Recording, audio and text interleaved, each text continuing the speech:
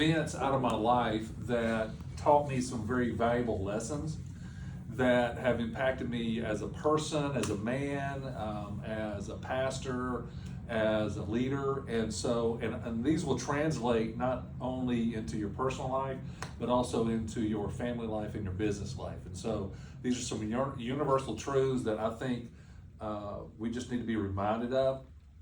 And so, and I want to, and they all have to do with change, things changing, transitions, you know, and those kinds of things. And so all necessary change is hard at first, but then it's messy in the middle, and then it becomes gorgeous in the end. Okay, if you make it through it, all right. And normally your life does not get better by chance; it gets better by change. Okay. And you have to embrace the change. And so, and one of the areas that we have to change in is how we think about ourselves and about the people in our life and about our circumstances and about the people we serve. And so Romans chapter 12 verse 2 says this: so don't copy the behavior and customs of the world, but let God transform you into a new person by changing the way you think. All right? Then it says this: then you will learn to know God's will for you, which is good and pleasing and perfect. All right? So a lot of times I'm asked, well, how do I know God's will for my life? I don't know God's will for my family, my business, whatever. And what happens is that we can't really discover God's will until He changes the way we think, because we can't see what God wants us to see. We can't understand what God wants us to understand until our mind has been renewed. Now, God changes the way we think in a lot of ways, but two primary ways. One is with the Word of God, and He's going to change the way you think about things. He's going to tell you truth, and that truth will change the way you think. But another way, and the one I'm going to emphasize for today, is He takes you into circumstances and He has you experience things that change the way you think.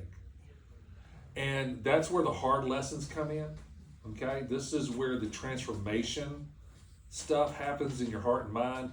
And most of those changes we don't want and we don't like, okay? Because most people don't change when things are easy. They change when things are hard. They recover when things are easy, but they change when things are hard.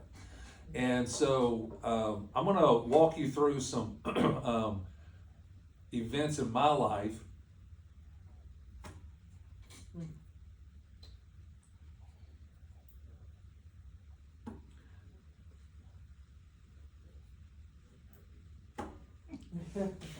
this is what you get on Sunday morning. And some of it's very personal, and it has shaped me and changed me into the person I am today. And it has not been easy. And I'm sure many of you have your own stories of things that you look back and think, man, I wish I did not have to go through that. I wish that would have been different. But however, you did go through it, and you couldn't change it. But it shaped you and it changed you. And so really what we're going to be talking about is I'm going to be looking at sharing some stories from my life, and it's how you respond to those changes, those hard stuff, the hard stuff in your life, okay? And that will shape you and form you, and it causes you hopefully to be a better leader, a better influencer, and more empathetic and more compassionate to people who are not like you. So first of all, let's talk about the power of influence. All right, so my parents, they were not Christians.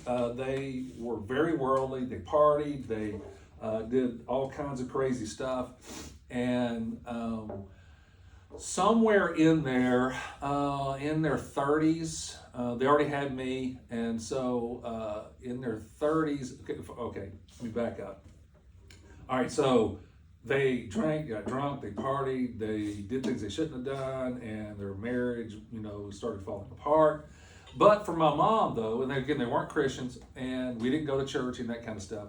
And one night, my mom was at a nightclub with my dad and their friends, and she was sitting there and she was looking around, and she just started thinking about her life and her married life, her friend's life, and what she was seeing and how they were living and all that kind of stuff. And something happened inside of her where she just got sick of it. Got sick of the sin, really, just got sick of the emptiness. And so she had two sisters, two of my aunts. They were on fire for God. They had come out of a very wild lifestyle as well, and they had got their life, in order. And anyway, make a very long story short, Mom gave her life to Christ, but it all started at the nightclub, which is kind of interesting. It kind of reminds me a little bit of the prodigal son, where the prodigal son goes off and he lives it up, and he's in the pig pen. And the Bible says that he comes to his senses in the pig pen. Well, Mom came to her senses at the nightclub. And so she got saved. And when I say got saved, she got radically saved. I mean, she quit drinking, quit smoking, quit going out. Dad did not. I will talk more about him in a minute. But he kept doing his thing. And anyway, Mom started dragging me to church. But anyway, I saw this drastic 180 change in her. I mean, it was just like, who is this person? You know what I'm saying? And quit cussing, quit drinking, quit smoking, quit partying, all this kind of stuff. She started staying home on weekends, you know what I'm saying? Dragging me to church, and so I was walking the living room, and there she is reading the Bible, all that kind of stuff, and she was just, she was getting her life together. And so out of that, one of the major influencers in my life was her. And so because of her and a couple of other people, I gave my life to the Lord eventually. And so Mom, she gave her life to the Lord. That influenced me, and I gave my life to the Lord. And so really, when I was thinking about this, there are only two ways to influence others. Really only two ways. You can manipulate them, or you can inspire them. And my mom inspired me. She never forced me to really do anything. She had the ability to inspire me with what she had been through, the choices she had made, good and bad. But she was able to recover from it and change her life. And I also think this: you influence others first by who you are, then by what you do. My mom influenced me by who she was, who she became. And then as she was, because of who she was changed, what she did change. And so those both came together. So keep in mind that there are people in your life that you are influencing, and you haven't even really said a word to them. You said some words around them, but it's amazing how powerful our influence is, even people that work for you or you work with or your family. So there's the power of influence as part of my story that has shaped me. So then let's talk about the power of determination. All right, let's go back to my dad for a moment. Now, my dad, he was a character, to say the least. Mom and dad, they were partying. He was doing the partying thing, drinking. And then he, took it to a step further. He, started having affairs, and, he just went crazy. Then he started getting to drugs and criminal activity. And then next thing you know, he's in and out of prison, you know what I'm saying? And so he spent most of his adult life just going in and out of prison. In your neighborhood, in my neighborhood that I raised in, you had that home where the police officers normally just show up on kind of from time to time. Well, that was my house, you know what I'm saying? And so Mom would call the cops. Sometimes I called the cops, but Dad would be doing his crazy junk. And so he earned a reputation in our town that I don't want to say everybody knew him, but just about everybody knew him because of his the way he was. And the police, all the police officers knew him, all that kind of stuff, And so one day, I was in 10th grade. I started dating this girl named Nancy. And we ended up dating like for 4 years. And so, but anyway, this is at the very beginning. And her dad, his name was Ray, and since we started dating, I'd only gone on a couple of dates with Nancy, but I guess her dad saw that, okay, Nancy really likes this guy named Jeff, so I need to check him out. So he asked me to go run his dogs. He had a bunch of dogs that he was training, and so we went out onto his property, and I got in his truck, and on the way out to his to the property where we were going to do some dog training, he said, "Hey Jeff," he said, "your last name is Stott, like, right?" I went, yeah.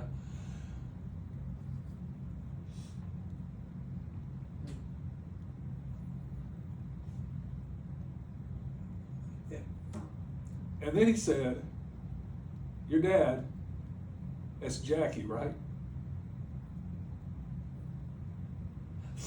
And I immediately knew where this is going. And he said, "Look," he said, I'm not sure if I like you dating my daughter, because the apple does not fall far from the tree." And he said, "You're going to be just like him." That's not fair. And I'm in 10th grade, and I am looking out the window, and I said to myself, I didn't even respond to it, and I just said, "That's not going to be me." And I made a determination right then. I was not going to be like it. Now, granted, I was not perfect, okay? But by God's grace, I did not turn out like him at all. And eventually, Ray came around and he liked me. He realized, okay, he's not like his dad. But that stuck with me. There was something inside of me that was determined to be different. And I do think that determination is the mental resolve to achieve a specific goal. And my goal was not to go down my dad's path. And that determination has protected me. There's some things in life where you just have to pre-choose. So in the moment to choose, you already made the decision before that moment came. You follow what I'm saying? So you're going to pre-choose some things about your life and determine, this is the path, this is how I want to do it. I'm already saying no to this, this, and this before that ever shows up. And so, and God had blessed me on that. And so I think in life and in business and at home and the family, you just have to be determined to be the kind of person you want to be. You know what I'm saying? And be determined not to be the kind of person you don't want to be. And as I look back over my life and I'm just looking at some of these things and looking at these life lessons, I'm thinking, that was one of the best decisions I ever made in my life. That has guarded me and protected me so many times when I had. Now again, for whatever reason, I had the reputation because of my friends. I would hang around them, and I had the reputation of being a party guy, and I wasn't, just because that's who my friends were. And when the party started, I'm kind of out. I was out, that kind of thing.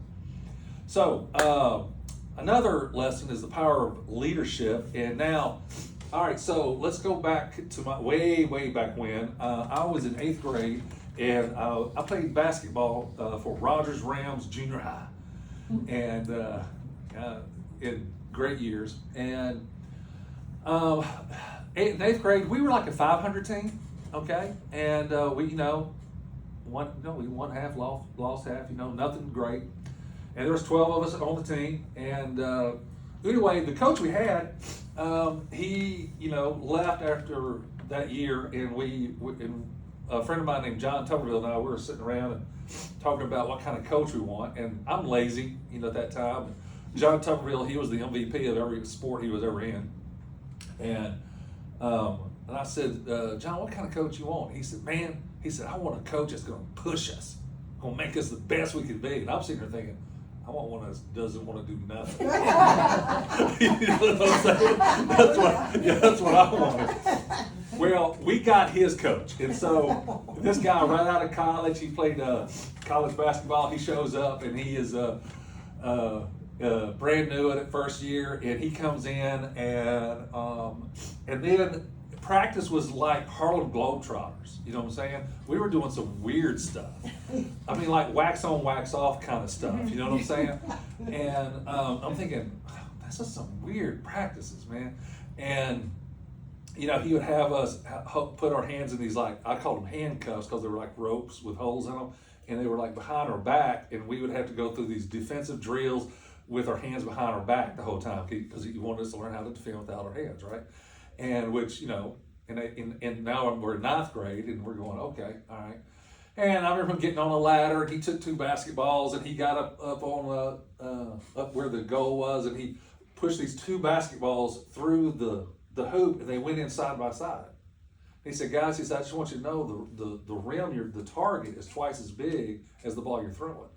And that was like, I went, I didn't realize it was that big, And so anyway, he was always doing these little mind things, you know what I'm saying? And then he moved people around and says, like, okay, you're not playing that position anymore, you're going to do this, you know what I'm saying? And so the season started, and the next thing I know, we were winning. I mean, same exact players, and we kept winning. It's like, who are we? How did this happen? And I'm going to cut a lot out here, but anyway, end of the season, we're in the state. We made it to the state championship game. We won the state championship. Wow! And yeah, it's just crazy. And it's like the only difference was one guy, and that was the coach. His leadership and his influence and his motivational style, his coaching style, transformed some people who were very average. And I think that's what happens when good leadership steps up to the plate. Whether it's in a family or a business or a church, I think when you have good leadership is able to take what appears to be average people and to take them to a higher level. And that's what he did. And I want to encourage you to do the same. There's some people in your life that they just need somebody who believes in them, and he did. That's what he did. Another story. This is about the power of sacrifice and purpose. I'm 49, pushing 50 at this point, and in the story, and my wife Pam at the time, and this is before she got leukemia. She comes to me. First of all, she had an adopted sister that was much younger, and she had a lot of problems. And Pam comes to me and says, "Hey Jeff," she says, "what do you think about becoming guardians or taking in Natalie?" And I hadn't met Natalie at all, and Natalie was Maria's, that's Pam's sister, her first child, and because she's in a terrible living situation, and I'm thinking, man, all our kids are grown. I mean, they're like moved out, we're empty nest. I'm loving it. I've got plans, and it was hard. It was really, I did pray about it, talked to Pam about it, and I actually talked to a few friends of mine who had adopted later in life, because in my mind, I told Pam, I said, hey, look, if we do this is not 6 weeks or 6 months. I said, Maria's not going to get changed. I said, we got to think about long term. She may be ours for the rest of her life or the rest of our lives, you know what I'm saying? And so anyway, I did not want to adopt Natalie. I did not want to do it because I just had other things I wanted to do at 50 plus, you know what I'm saying? And I didn't want to raise a whole nother family. And, but little did I know. Anyway, so, make a long story short, God led us to where I was convinced that, we need to adopt Natalie. So we took in Natalie, and then we eventually actually took in another daughter of Maria's.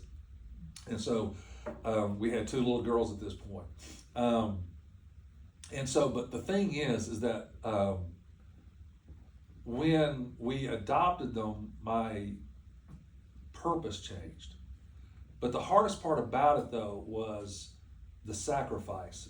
I knew what I was giving up. I knew the kind of life I was giving up. The kind of life that you cannot have when you have little ones in the house. You know what I'm saying? And if you raise kids, you understand what I'm talking about. There's certain things you cannot do with kids. And so, and all my friends that were around my age, their kids were all gone and moved out, right? And they're starting to do things as a couple, having, just focusing on one another, having fun. And I'm, they say, hey Jeff, you want to go, go do this? Go, nah, I can't do it. I got 2 girls, can't do it. And, but here's some lessons I learned out of that though. I wanted to be a certain kind of person. Remember, determined to be, what kind of person I want to be. I'm determined not to be like my dad. I'm determined to be this and this in character. And to become who you want to be, you must sacrifice who you are. Oh, listen to that again. To become who you want to be, you have to sacrifice who you are. And if you don't sacrifice for what you want becomes the sacrifice. Okay? If you don't sacrifice for what you want becomes the sacrifice. And for me to be in the center of God's will and adopt those girls, it was involved adopting those girls. I had to sacrifice who I really wanted to be, but that's not who I needed to be. But who I really wanted to be was over here, and it involved adopting those 2 girls. That's really who I wanted. But it's hard. That was going to be hard. The easy path is over here. You know what I'm saying? And if I took this path, I'd have to sacrifice that. But if I took this path, I'd have to sacrifice that. And so to become who you really want to be, who you need to be, you must sacrifice who you are. So I had to sacrifice who I was. And even Jesus says, take up your cross daily. You got to die to yourself, and that's hard to do. And but I'm so thankful I did. And those 2 little girls are just absolutely precious. And so I learned I was reminded of the value of sacrifice and purpose, how they go together. Another life lesson is the power of loss.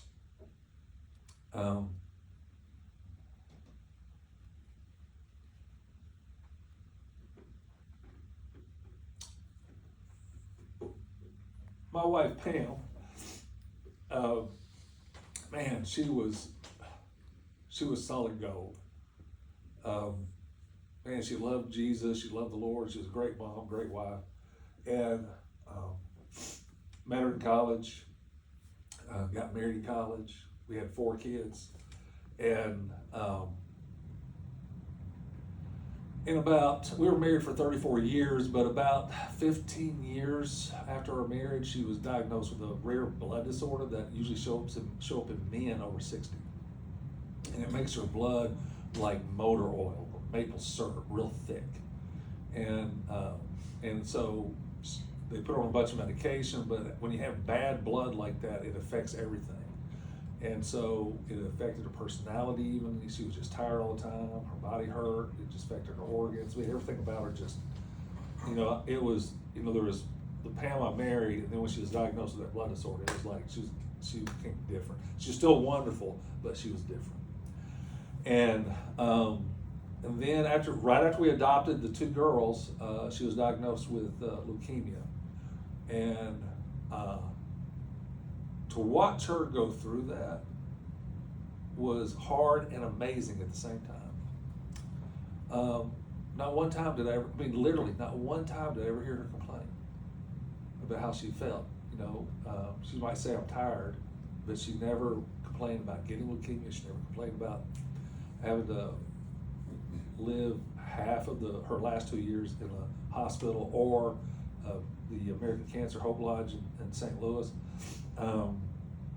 She just even when she was on hospice the last 2 weeks of her life, 2 or 3 weeks of her life at home, she just never complained,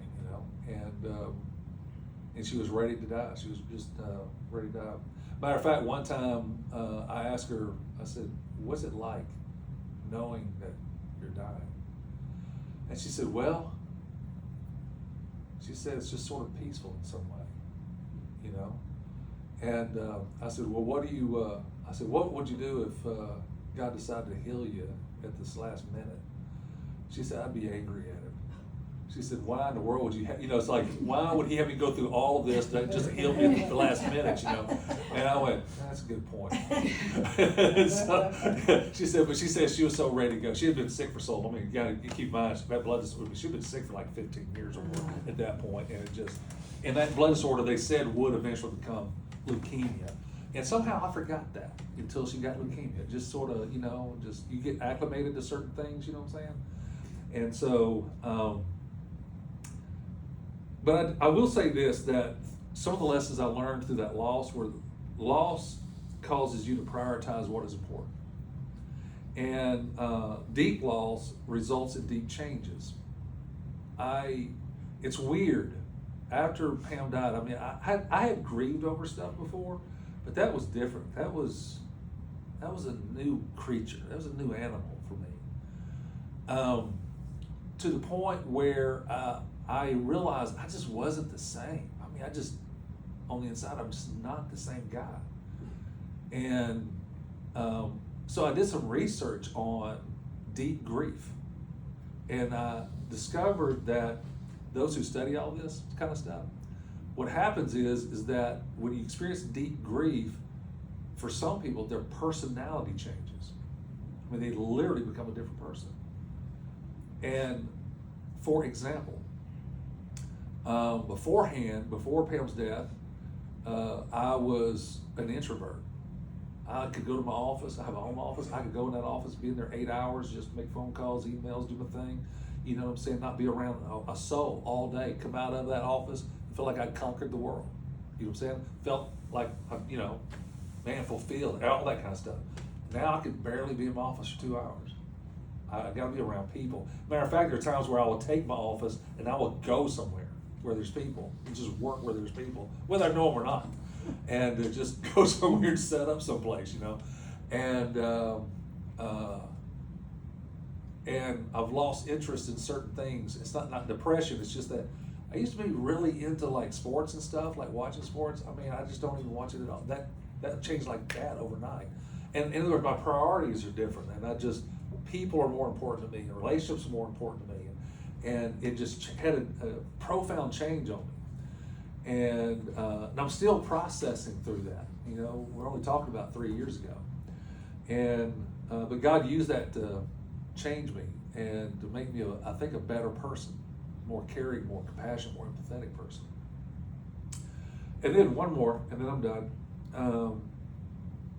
Then Pam had already passed away, and by the way, Pam, I did not know this, but Pam was praying. So people would have to sit. So when I would go to church or I got to go somewhere, Pam could not be left alone. So not by her choice, but by the doctor's choice. And so because of stuff that was going on with her, and so I always had to have somebody, like on Sunday mornings, somebody would come and sit with Pam while I'm doing the church thing, right? Because I'm a pastor, and me and the girls would go. And one of our friends named Libby, she would sit with Pam from time to time, and she was one of the Pam sitters. And so after Pam died, Libby and I were talking, and she said, Pam was praying for a wife for you, right? I said, yeah, I know. I said, because when Pam and I would pray, Pam would start praying, Lord, I just pray that you provide Jeff with a wife that will love him and help him raise those girls and all that kind of stuff. And I said, Pam, you got to quit that. I said, that is weird to hear my wife praying for me to have another wife. You know what I'm saying? This is the strangest thing. But anyway, that's how Pam was. She was always thinking of others. And but then Libby added this, and we were talking about this very thing, and she said, but Jeff, you need to know that she was praying that not just for a wife, but for a young wife. And I said, well, no, she didn't pray that one in front of me. So anyway, and then she said the reason is because the girls needed a young mom, and I said, well, that's true. And so about 2 months or so after Pamela died, I was at the house, and be honest with you, I was lonely. I mean, I really was, you know, and that I had the two girls, and I was just doing the single dad thing at 55, I guess 54, 55 at that time, and I said, Lord, I said, here's the deal. I said, you know, Pam was right. Yeah, I need somebody. These girls need somebody. I said, I don't have a timeline. I said, you know, I said, but if you got somebody out there for me, I said, just bring them to me. And this is you got to pay attention to this real carefully, because I prayed this. I said, God, I said, here's the deal. I'm a pastor. I don't want to be on girlfriend number 3, number 4, number 5. I don't want to date around. I said, if you got somebody for me, you're going to have to bring them to me. I said, without any effort on my part. And I even said, I'm not even going to ask her out. I said, you just got to drop her into my world. It's got to be easy. I'm just not good. I don't want to play the game. You know, I'm in my mid-50s, man. You know, God, you just got to do it. So I wasn't even in a hurry. I wasn't even looking.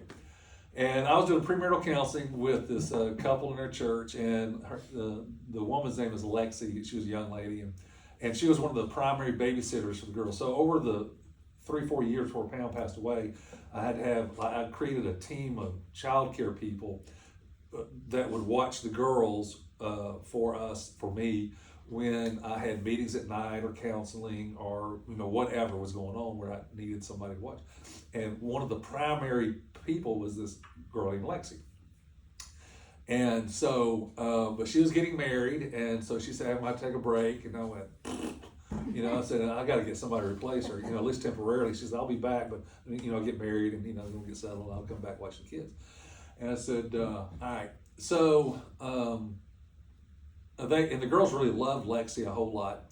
And they kept saying, even when Pam was alive, they'd say, why don't you marry Lexi? You know, of course, you're little girls, right? I'm already married.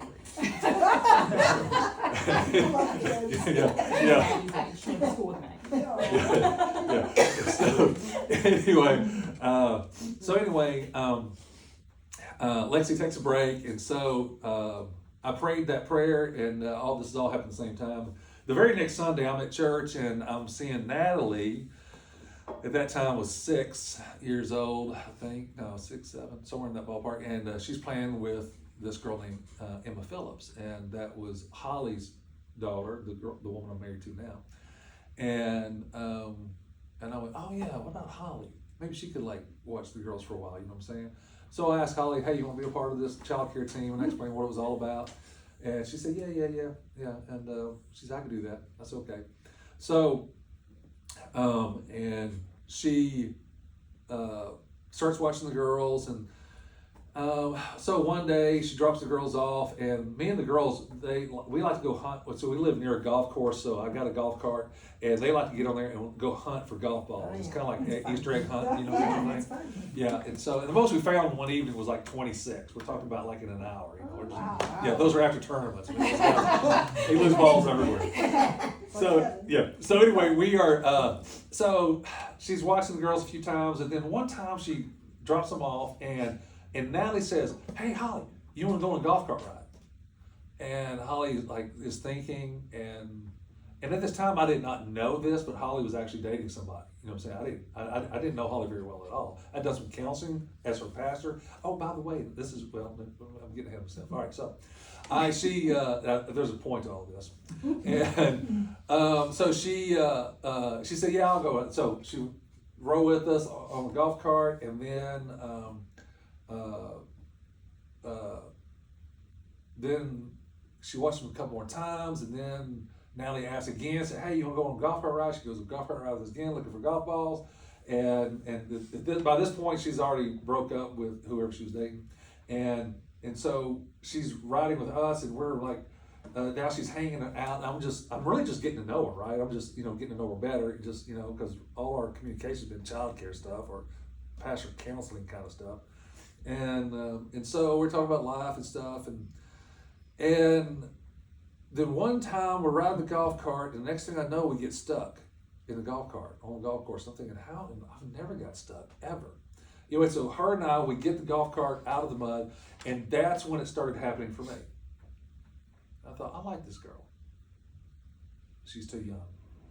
You know what I'm saying? Too young. And so, and then she sent a text one Saturday morning, and she said, hey, at this point, our texts have always been just about childcare. And she sends a text, she says, hey, I'm sitting on my sofa, drinking coffee, reading a book, what are you doing? And I went,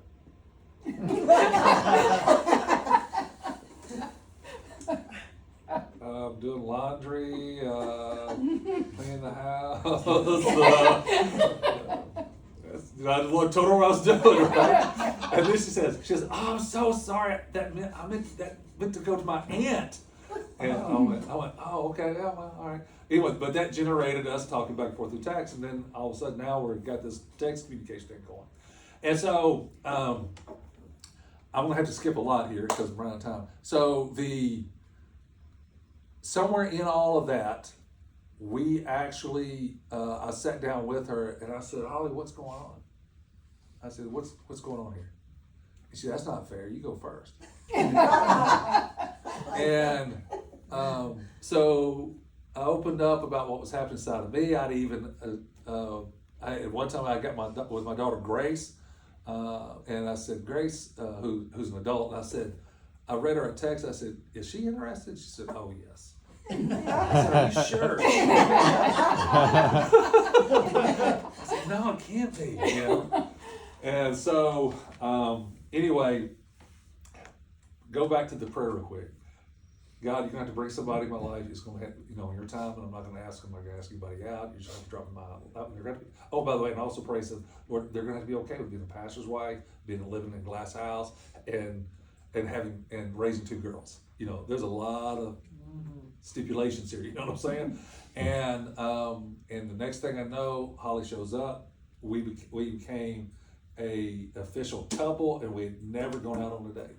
It happened exactly like I asked God to do it. Prayer is a powerful tool that you can use to change your life. But you just have to pray it, and then you have to stick to it. And just wait. Now, I did not anticipate God doing all of this stuff that I've shared with you. Some of these were choices of my own. Some of these were choices that were made for me or done to me. But I'll conclude with this. All necessary change is hard at first, messy in the middle, and gorgeous in the end. Normally, your life does not get better by chance. It gets better by change. And so, think through these things we've been talking about: power of determination, leadership, power of loss, power of prayer, power of influence. It's all there. You can apply it in your personal life, family life, and business life. All right, any questions? Thank you, Jeff. That Sharing that. Yeah. Christ's story.